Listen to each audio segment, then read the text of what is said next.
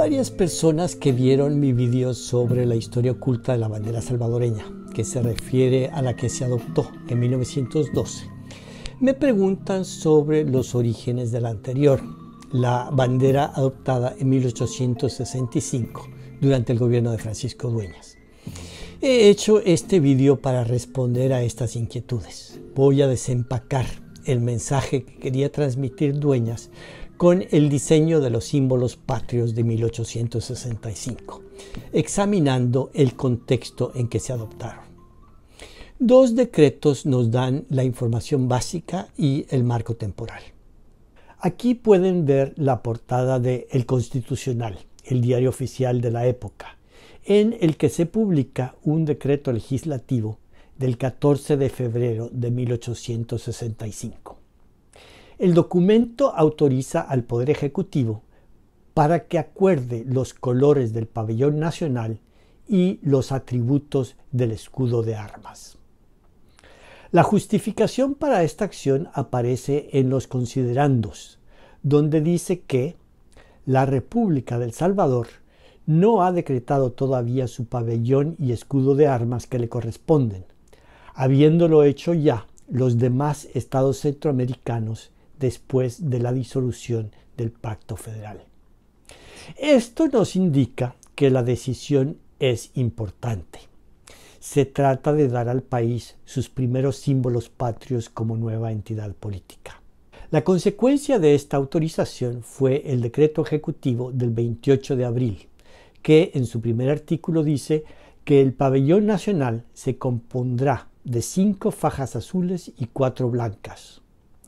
En el ángulo superior inmediato al asta llevará un cuadro encarnado de una vara por un lado, en el cual se colocarán 9 estrellas blancas de 5 ángulos salientes cada una, representando los 9 departamentos de la República. El segundo artículo dice que la bandera antedicha será la mercante, la de guerra tendrá los mismos colores y dimensiones, y en el cuadro encarnado de que se ha hecho mención tendrá el escudo de armas de la República, llevando al reverso las 9 estrellas de los departamentos. Finalmente, el artículo 3 dice que el escudo de armas nacional será el mismo de la antigua Federación Centroamericana, con las modificaciones siguientes. Primero, en el lugar de los 5 volcanes que representaban los 5 estados de la Federación, habrá solamente uno en actividad, imitando al Izalco. Y luego sigue describiendo los detalles, pero yo quería resaltar este cambio de 5 volcanes a 1. Esta imagen muestra la bandera con la versión del escudo y esta otra con la versión de las estrellas. Por supuesto, lo primero que salta a la vista es que, a diferencia de Nicaragua y Honduras, que habían mantenido el diseño básico de la antigua bandera federal, cambiando simplemente el escudo, el diseño de la salvadoreña era muy similar a la estadounidense. Ahora les muestro el escudo de la República Federal.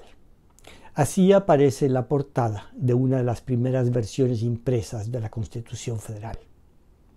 Esta otra es una representación moderna a colores para facilitar la lectura y compararla con el diseño de 1865.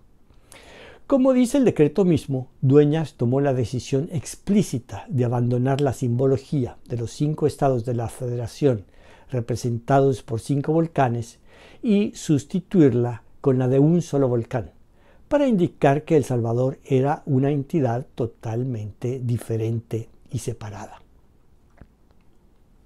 Digo que la decisión la tomó Dueñas porque, según el presupuesto de ese año, el total del Poder Ejecutivo tenía como personal solamente a 17 personas, incluyendo al presidente, sus 3 ministros y hasta el portero. Cuando la legislatura delegaba al Poder Ejecutivo la decisión de la bandera, realmente se refería al presidente. Nuestro objetivo hoy es tratar de comprender por qué escogió una bandera similar a la de Estados Unidos y un escudo con un solo volcán. En el proceso veremos que la bandera y el escudo reflejan 2 cosas importantes. un momento político y la manera en que la historia de El Salvador está conectada a lo que ocurre en el resto del mundo. Para comprender este tema hablaremos primero sobre el entorno internacional, luego sobre los problemas políticos internos que enfrentaba Dueñas y finalmente discutiremos la relación entre este contexto y el diseño de los símbolos patrios. Pasemos ahora a eventos en otros países que de una manera u otra tienen que ver con nuestra historia. Veamos primero la situación en Estados Unidos, país que desde 1863 estaba enfrascado en una guerra civil que enfrentaba a los estados del norte con los del sur, los cuales querían separarse de la Unión para mantener el sistema esclavista que había llevado enorme riqueza a una élite blanca a costa del sufrimiento de miles. En medio de esta situación bélica, el presidente Abraham Lincoln y su secretario de Estado, William Seward, se preocupaban mucho de que el conflicto interno creaba una percepción de debilidad que podían aprovechar potencias rivales, particularmente países europeos que en esos años estaban enfrascados en proyectos de expansión imperialista. Por este motivo les inquietaba lo que estaba ocurriendo en México y la relación de México con Centroamérica. Dirijamos ahora la atención a la situación en México. En México, al igual que Centroamérica, la independencia tuvo como corolario décadas de inestabilidad política, con frecuentes cambios de gobierno debido al conflicto entre liberales y conservadores. Era tanta la inestabilidad que creció la nostalgia por los años más calmados del Imperio Español, lo que favoreció a los grupos conservadores. En ese momento en que la balanza se inclinó a su favor, los conservadores mexicanos, con la ayuda del ejército francés, impusieron un sistema de gobierno monárquico, con Maximiliano I, un emperador europeo, a la cabeza. El emperador francés, Napoleón III, los apoyó a fondo porque quería extender su influencia hacia toda Latinoamérica. Este conflicto entre liberales y conservadores, entre quienes querían perfeccionar las instituciones republicanas y aquellos que tenían nostalgia del pasado, también se daba en Guatemala, donde gobernaba el conservador Rafael Carrera, con el apoyo de las grandes familias que habían tenido posiciones de privilegio desde la época del Imperio Español, y además de la jerarquía de la Iglesia Católica. Carrera había abandonado toda pretensión de límites constitucionales a su poder y se había declarado presidente vitalicio. La posición conservadora de nostalgia del pasado que representaba Carrera se reflejó en la bandera de Guatemala. Vean primero el pabellón azul, blanco y azul de la Federación. Luego el rojo y gualda de la monarquía española. Combinamos los dos y tenemos el de Rafael Carrera, que claramente simboliza un deseo de regresar al pasado español. La cuarta zona geográfica que nos ayuda a comprender el contexto en que se selecciona la bandera salvadoreña de 1865 es el Istmo de Panamá, que en esos años todavía era parte de Colombia. Vamos a retroceder un poco en el tiempo. 10 años atrás, en 1855, había comenzado a funcionar el ferrocarril de Panamá, que fue algo muy importante para toda la región. La línea del ferrocarril, que tenía más o menos el recorrido del canal actual, representó un cambio importantísimo para el comercio de los países centroamericanos. Brindó una oportunidad fácil y económica para mover personas y bienes desde la costa del Océano Atlántico a la del Pacífico y viceversa. Esta ruta, vinculando los océanos, representó la realización de un viejo sueño y tuvo un éxito instantáneo, pues llegó poco después del descubrimiento de oro en California, cuando miles y miles de personas en la costa atlántica de Estados Unidos quisieron buscar una ruta rápida para ir a las minas cercanas a Sacramento a buscar riquezas. Este mapa les muestra el contraste entre el trayecto marítimo tradicional alrededor del Estrecho de Magallanes y la nueva ruta cruzando el Istmo de Panamá. Deben recordar que antes del ferrocarril transcontinental los viajes por tierra eran arduos, peligrosos y caros. En vista de la enorme demanda que existía para viajar de Panamá a California, la compañía del nuevo ferrocarril y otra empresa que se llamaba Pacific Mail establecieron servicios de vapores que transportaban productos a lo largo de la costa del Pacífico. En este anuncio que apareció en un periódico de California pueden ver el itinerario que enumera los puertos centroamericanos del Pacífico: San José de Guatemala, Acajutla, La Libertad, etc., hasta llegar a Panamá. Se preguntarán ustedes cómo los acontecimientos que acabo de mencionar sobre la situación en Estados Unidos, México, Guatemala y Panamá convergen en 1865 y nos ayudan a comprender el tema que nos ocupa. Empecemos por la importancia de la ruta entre los océanos. Una de las consecuencias del movimiento de gente a través de Centroamérica para llegar a California fue el intento del filibustero William Walker en 1856 de apoderarse de Nicaragua.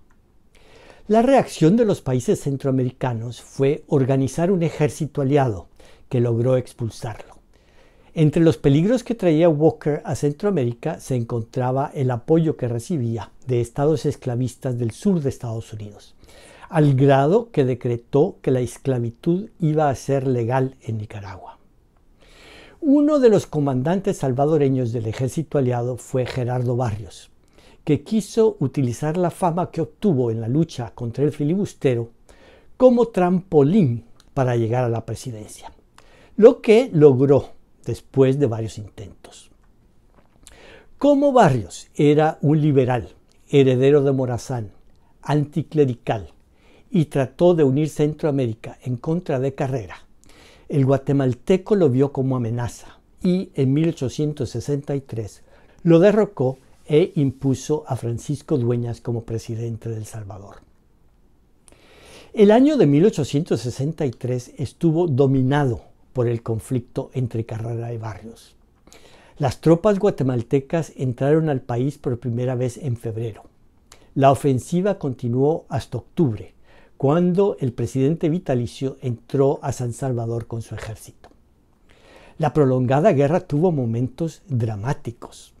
Les voy a leer un par de citas sobre la situación en San Salvador durante la última etapa del conflicto, cuando las tropas guatemaltecas llegaron a la capital.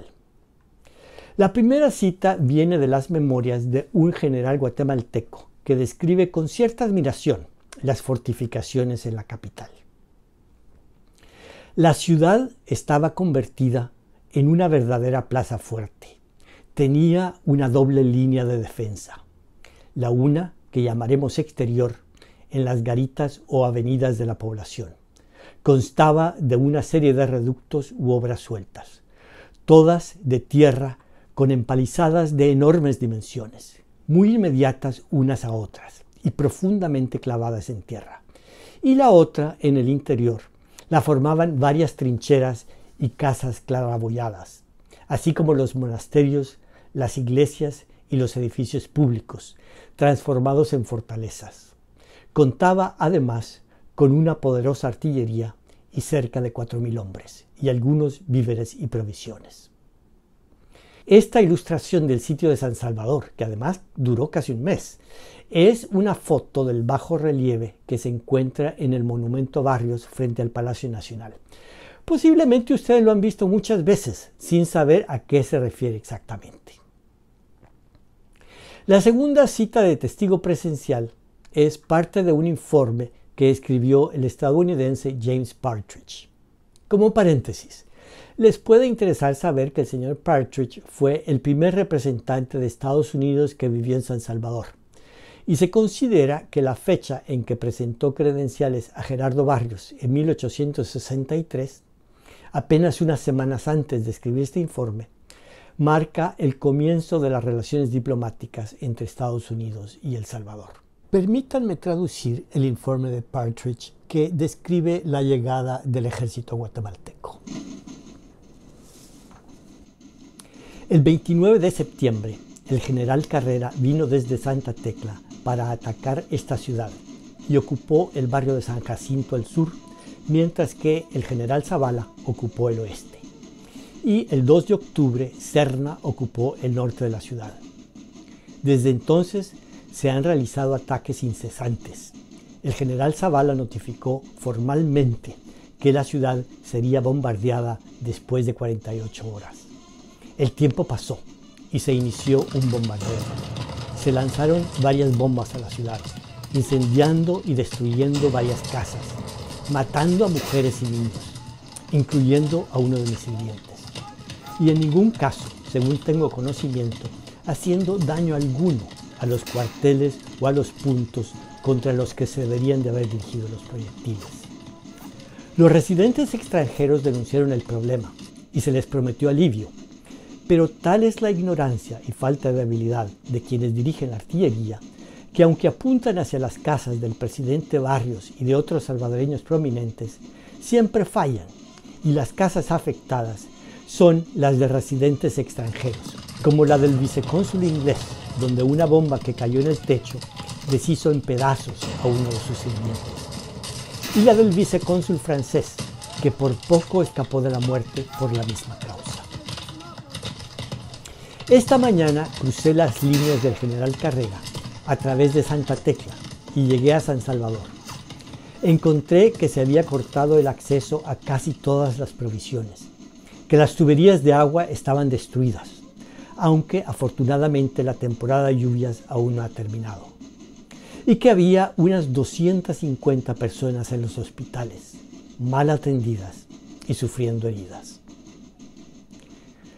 Después de la entrada del ejército guatemalteco a la capital, a Barrios no le quedó más remedio que huir. Logró escapar el cerco del enemigo y después, en muchas peripecias, llegó al puerto de la Unión, donde embarcó hacia Nueva York vía el ferrocarril de Panamá. Lo que quiero señalar es que la llegada de Dueñas al poder no hubiera sido posible sin la considerable ayuda militar de Carrera a lo largo de casi un año. El guatemalteco sentía derecho a ejercer gran influencia sobre el gobierno salvadoreño.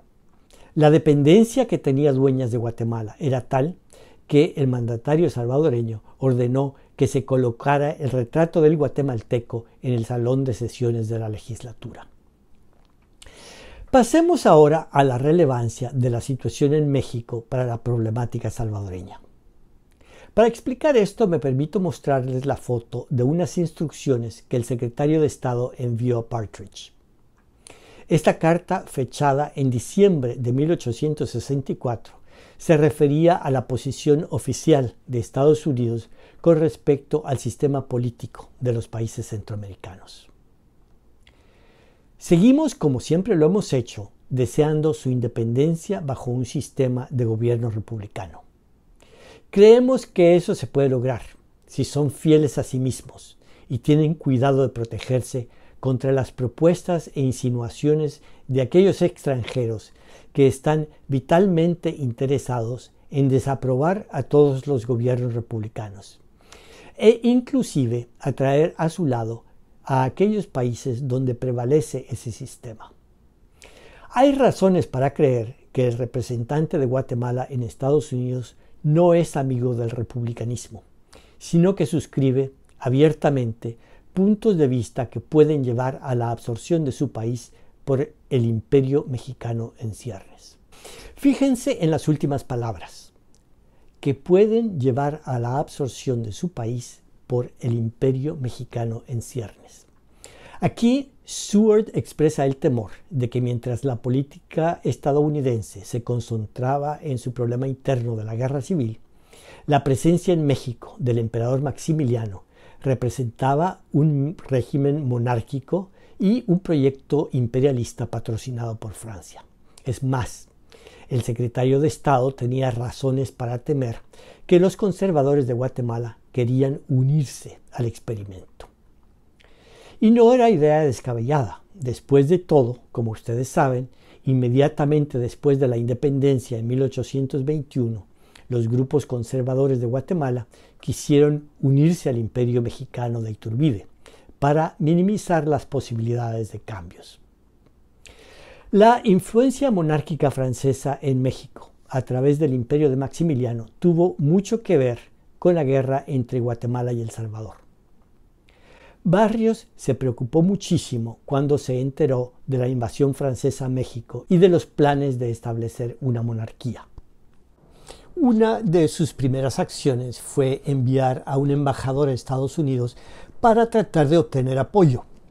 El embajador fue Lorenzo Montúfar, que transcribió en sus memorias las instrucciones que recibió de Barrios. Intereso a usted para que procure en la convención que debe celebrarse con ese gobierno asegurar clara y terminantemente la independencia de El Salvador, siguiendo ese gobierno el principio reconocido en ese país de no consentir que ningún estado de Europa anexe ni de ningún modo se posesione de territorios americanos. Los hombres que dirigen hoy la política de Guatemala, siguiendo su historia personal, son capaces no solo de vender a la España Centroamérica, sino también al Gran Turco. Barrios estaba tan alarmado con la idea de que Guatemala quería anexionarse al Imperio Mexicano que trató de unir a los demás países de Centroamérica para derrocar a Carrera. Según fuentes en archivos franceses que consultó Thomas Schoonover para su libro The French in Central America, esta es la principal razón que explica el enorme compromiso militar en el que se embarcaron los guatemaltecos en la guerra de 8 meses contra El Salvador. Francia tenía como representante para Centroamérica un importante diplomático que se llamaba Julien de Cabarrus, que empujaba a Carreras a derrotar a Barrios. Según dice este último en un manifiesto, el diplomático francés trató de convencer a oficiales del ejército salvadoreño para que traicionaran a su comandante, y lo logró con el caso de Santiago González, cuya traición en julio marcó el principio del fin del régimen de Barrios. Hay además fuentes francesas que sugieren que Napoleón III había discutido un plan alternativo para convertir al hermano de la emperatriz Carlota de México en rey de Guatemala y más adelante de toda Centroamérica. Después de perder la presidencia, Gerardo Barrios se desplazó a Nueva York y trabajó arduamente para conseguir armas y apoyo político. Como parte de su estrategia para recuperar el poder, se comunicaba con los gobiernos latinoamericanos y de Estados Unidos para advertir sobre la posible anexión de países centroamericanos al Imperio Mexicano.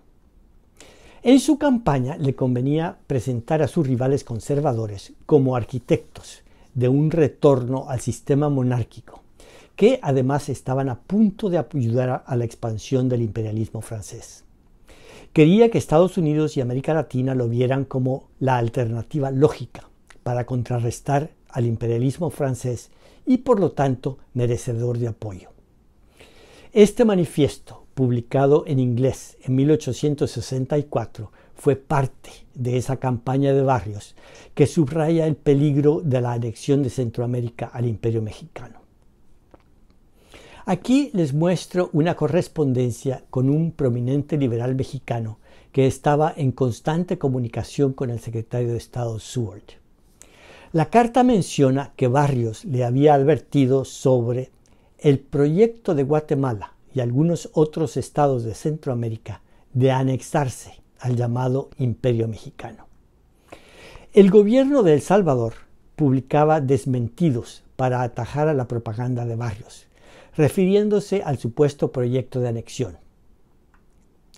El mismo presidente Dueñas, en un discurso a la legislatura en enero de 1865, se vio obligado a decir que no ha faltado quien atribuya a los gobiernos de Centroamérica proyectos de anexar estas repúblicas al Imperio Mexicano.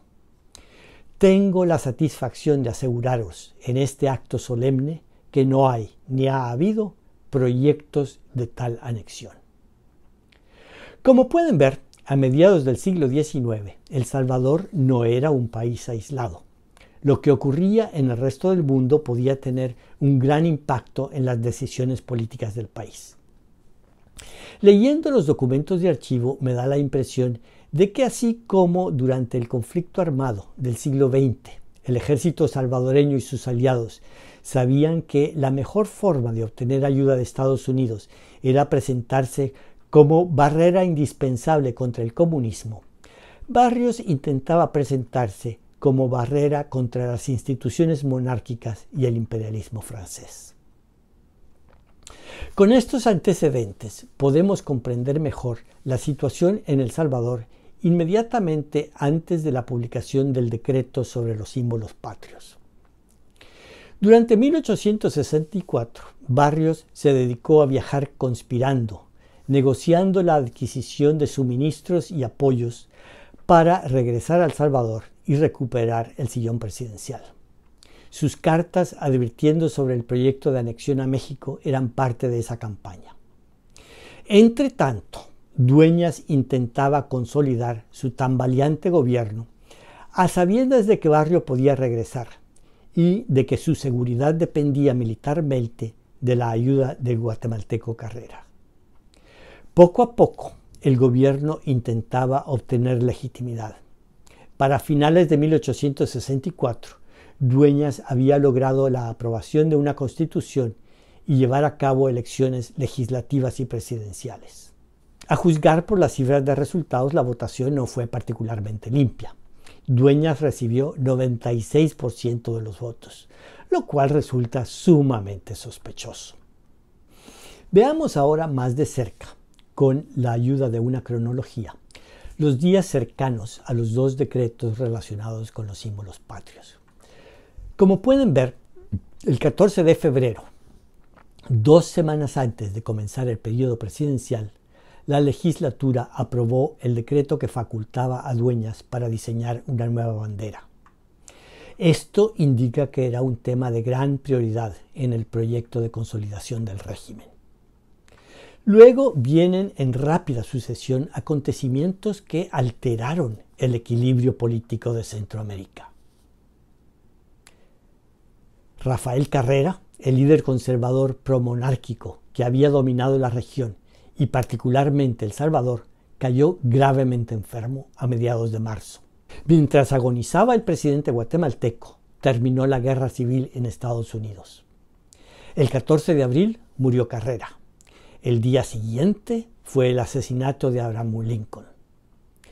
Estos acontecimientos tuvieron consecuencias continentales que definitivamente alcanzaron a El Salvador. Empecemos con las consecuencias de estas noticias para el continente. Para que se cumpliera el sueño de Napoleón III de expandir su influencia más allá de México, hasta Guatemala y toda Centroamérica, era indispensable que Estados Unidos fuera un país débil. Él creía que si los Estados Confederados triunfaban en la guerra civil de Estados Unidos, este país se dividiría, dejaría de ser una potencia y no podría frenar la influencia francesa en Latinoamérica. Sus cálculos se disiparon en una semana y el proyecto del Imperio Mexicano comenzó a verse como causa perdida. Pasemos al siguiente punto. ¿Qué representaba la muerte de Carrera para la situación en El Salvador? Pues significaba que había una esperanza para los seguidores de Barrios. De manera sorpresiva había desaparecido de la escena el hombre que había sido instrumental para colocar y mantener a Dueñas en el poder. Tanto el general Barrios como sus seguidores redoblaron los esfuerzos para organizar un regreso triunfal. El 28 de abril, en medio de estas tensiones, se publicó el decreto de creación de la nueva bandera. Es decir, Dueñas dedicó tiempo a los nuevos símbolos patrios cuando los enemigos del régimen estaban en buena posición para derrocarlo y Carreras ya no estaba ahí para darle apoyo militar. Esta es otra indicación de que el tema de la bandera tenía mucha trascendencia política. Esta información nos sirve para tratar de comprender el mensaje que Dueñas quería transmitir con la bandera y el escudo de 1865. Hay dos comparaciones que considero relevantes. Primero, contrastemos la nueva bandera y la de la Federación. Aquí lo que salta a la vista es que El Salvador, a diferencia de Honduras y Nicaragua, que mantuvieron el diseño básico de la bandera federal, optó por un cambio importante. El nuevo pabellón mantenía los colores de la bandera federal, pero la bandera de barras y estrellas era muy similar a la de Estados Unidos.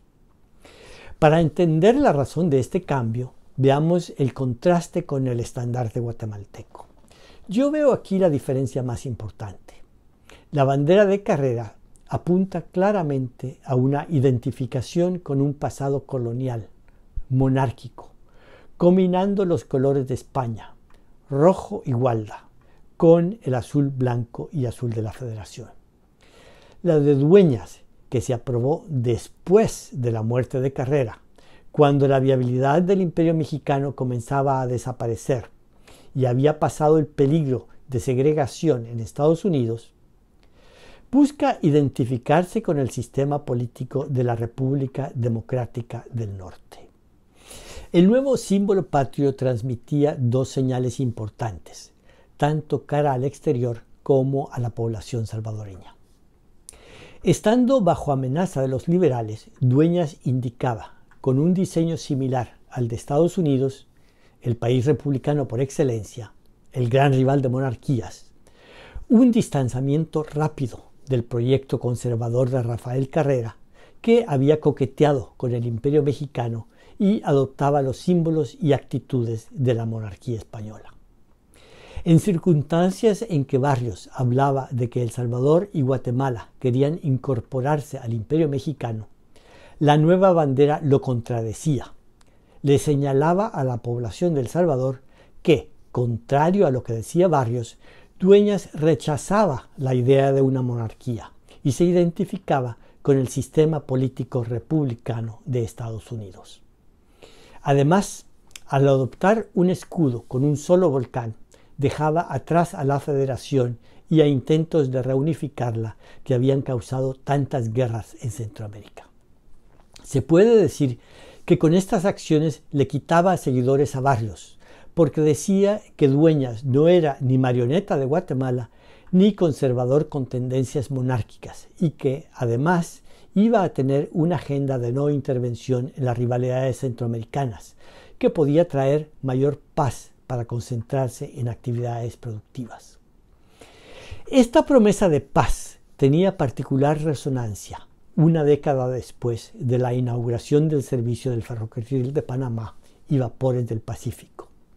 En El Salvador ya se podían vislumbrar las posibilidades económicas que ofrecían los costos de transporte más bajos, con los que los beneficios de exportar añil eran mayores y se hacía posible aumentar la exportación de un producto relativamente nuevo a la vida económica de El Salvador, el café.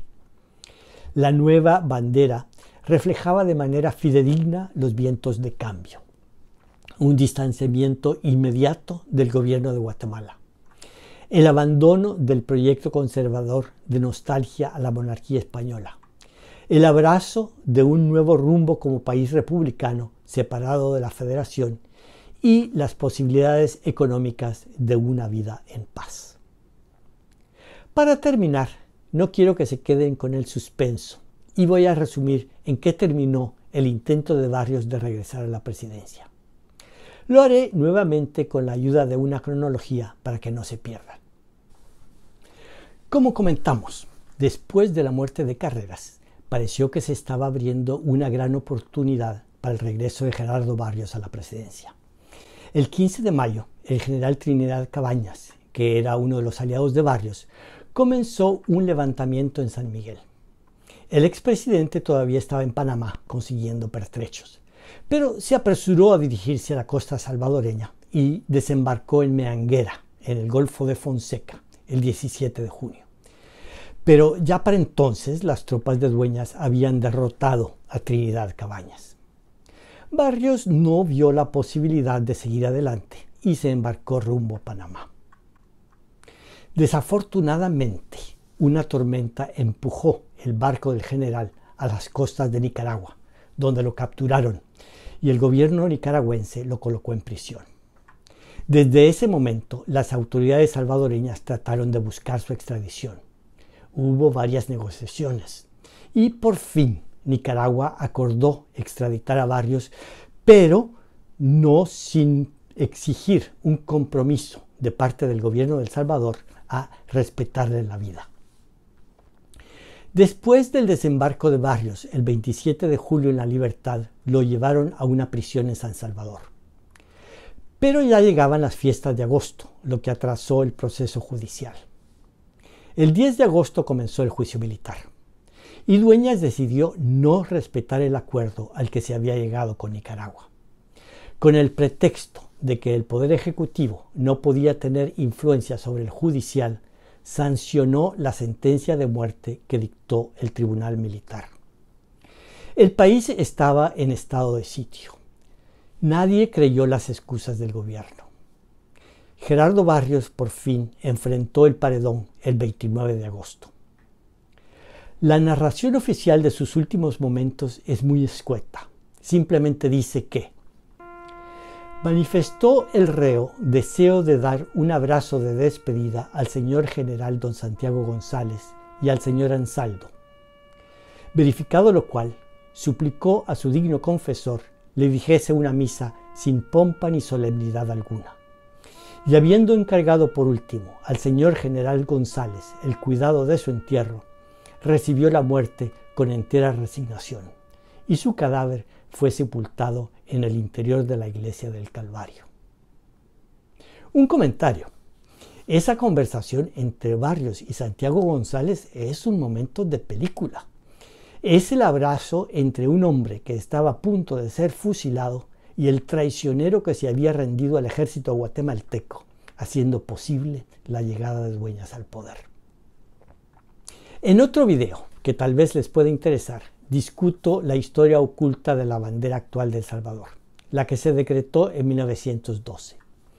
Si comparan las dos historias, notarán que ambas banderas simbolizan los difíciles equilibrios que tiene que hacer un país débil que trata de mantener autonomía en medio de cambios en la geopolítica internacional más allá de su control. Muchas gracias por su atención.